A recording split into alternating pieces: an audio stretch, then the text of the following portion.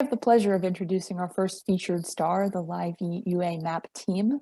Born out of the 2014 Euromaidan need to inform the world of the events taking place in Ukraine, Liveuamap created a truly impressive, interactive, accessible, geographically relevant solution.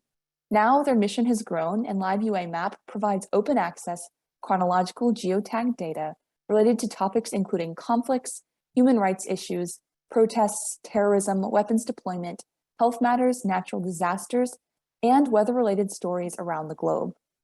Here today to share the Liveuamap efforts to help predict and prevent future conflicts, minimize the impact of disasters, and assist travelers around the world in making conscious decisions about their security throughout their journeys are Rodion Rashkovsky, the Liveuamap CEO and editor-in-chief, and Alexander Bilchenko, Liveuamap co-founder and art director.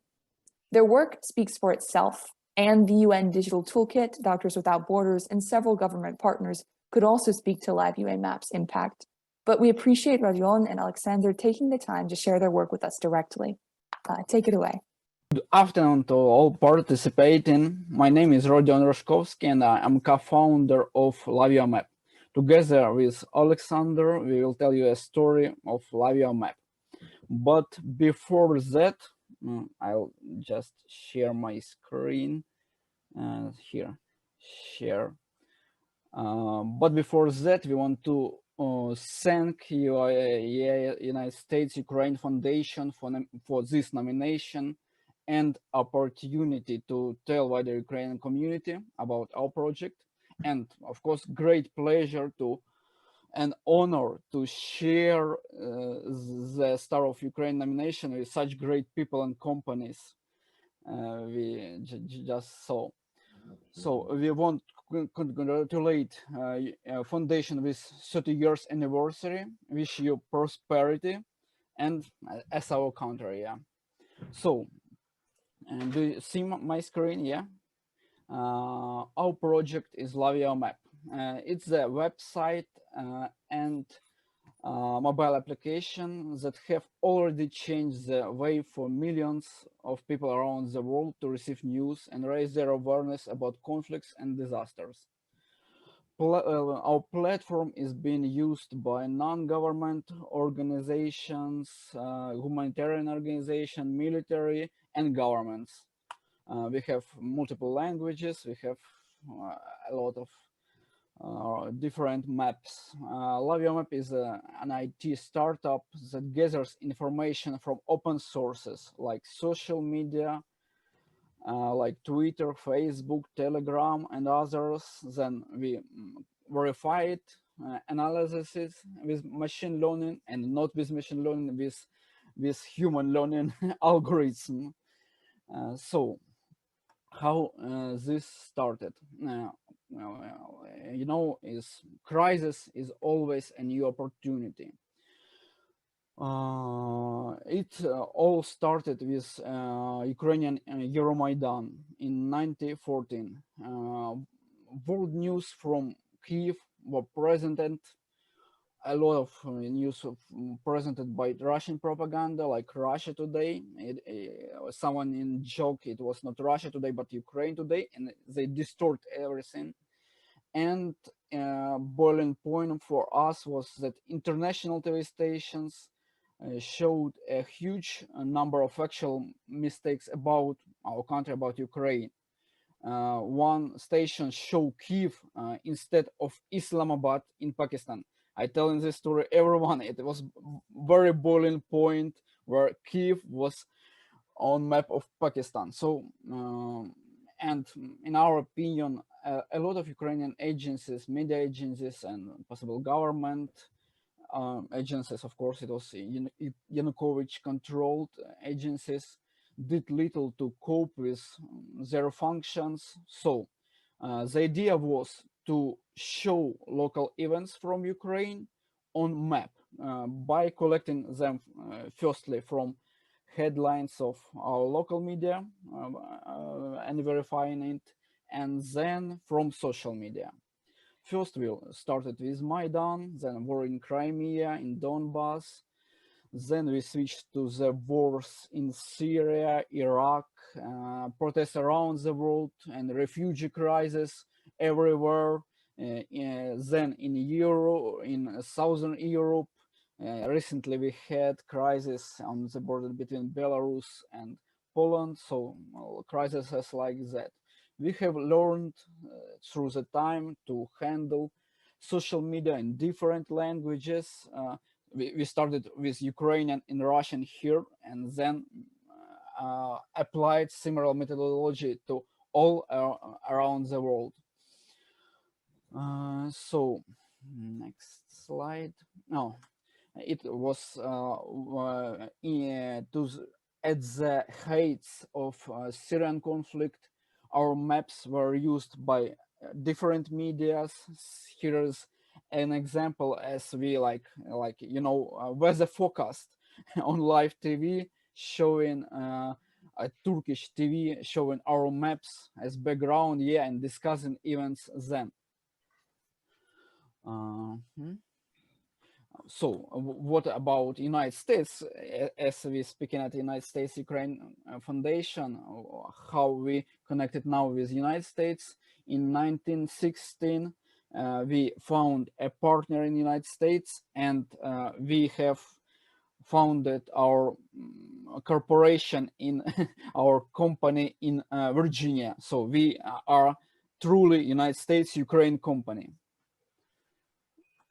Next one. So our maps are being used by different organizations. It's from human rights organizations, security organizations, intelligence, disasters response agencies. Here at slide, you see on a photo from all Kurdish conference. So they used our maps to show how Kurdish people in Iraq, in Syria, and Turkey suffering from wars there. So, yeah, next one. So, our idea, what is our idea in general? There is a theory, it's called butterfly effect. It's in natural science a term when seemingly insignificant events have large and unpredictable consequences in some another place and another time. So we used tweets and other social media messages like this wings, flaps of butterfly. So one event on the street in Kiev could develop in big consequences somewhere else.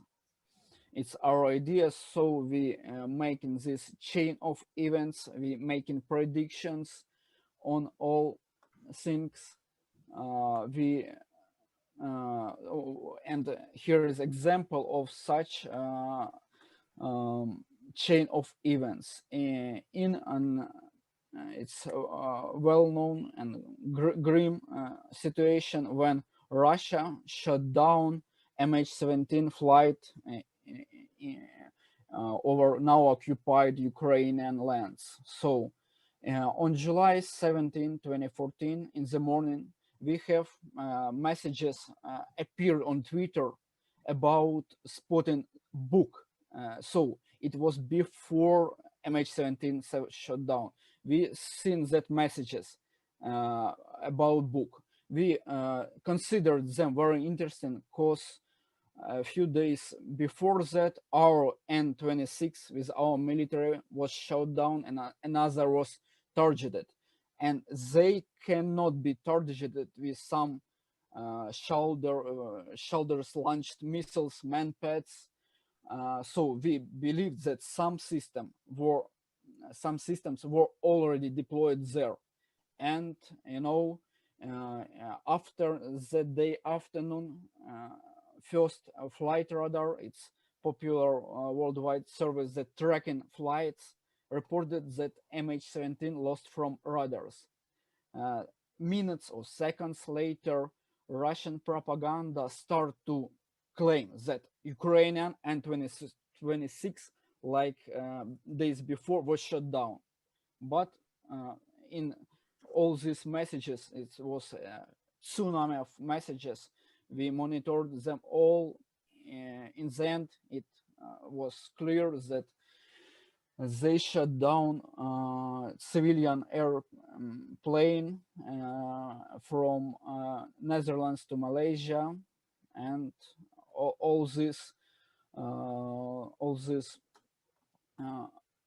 like wing flaps were tracked by our system, and then we also helped joint investigation team. We handed over them our data, what we gathered, they can gather, they could gather this data from our website. So they extracted some links to Twitter profiles, and they were looking for witnesses of this strategy via our website and other investigations. So one day on summer 2014, it was after MH17, a friend of us came to our office, and he didn't even came. He just burst in. He shouted in an offensive manner. He accused us of showing the encirclement of Ukrainian troops near Ilovaisk, like on my slide. So unfortunately, in coming days, it was clear that it was really unfortunate encirclement, and it was Ilovaisk cauldron, where multiple Ukrainian servicemen lost their lives, and it was already clear from social media, even it's not military intelligence, but from social media data, that there were encirclement. Yeah. Next one. So after years, it was we started to tell about conflicts around the world, and fun that our maps were not used as we wanted. Here you see leaflets with our maps that were dropped by Assad regime on rebel controlled areas in near Aleppo in northern Syria. They just printed our map with our maps of control and say on that leaflets like surrender or you will die. And it's not the way we would like our maps to be used. So I now giving a word to Alexander. He will tell about how we track conflicts in peaceful, not conflicts, but peaceful areas. Alexander, do you hear me? Is he online?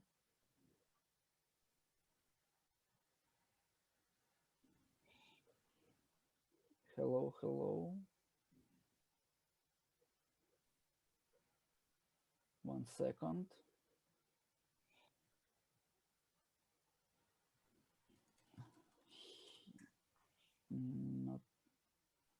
Not clear. He writes that he has no sound. Do you see him? No. I think I see him in the list of attendees. I think he might have used the wrong link because he's shown as a participant, as not a participant, but an attendee. Okay, okay. Let me tell this story instead of him. So he is here. So safety is one of the main targets in our main goals in our lives, and with conflict reporting, one day we realized that our goal to prevent any future war, and what we will do when we will reach that goal with our project, with gathering data and telling people what not to do. So we switched to more peaceful regions like United States, but like we further realize it's not so peaceful, as we have violent crimes on the rise. We have disasters much more powerful than here in Ukraine. And so we started to gather social media data from the United States, all crime related events, disasters, like, you know, when hurricane hits the coasts of United States. We are gathering important events like trees on the roads, etc., etc., and people can watch that on our map and avoid that possible safety issues. Yeah. And so what is our idea? Our idea is that one day big data that we are gathering will prevent the big war. And we hope now that our data, our reporting will prevent big war here. So it's now everyone talking about. Thank you.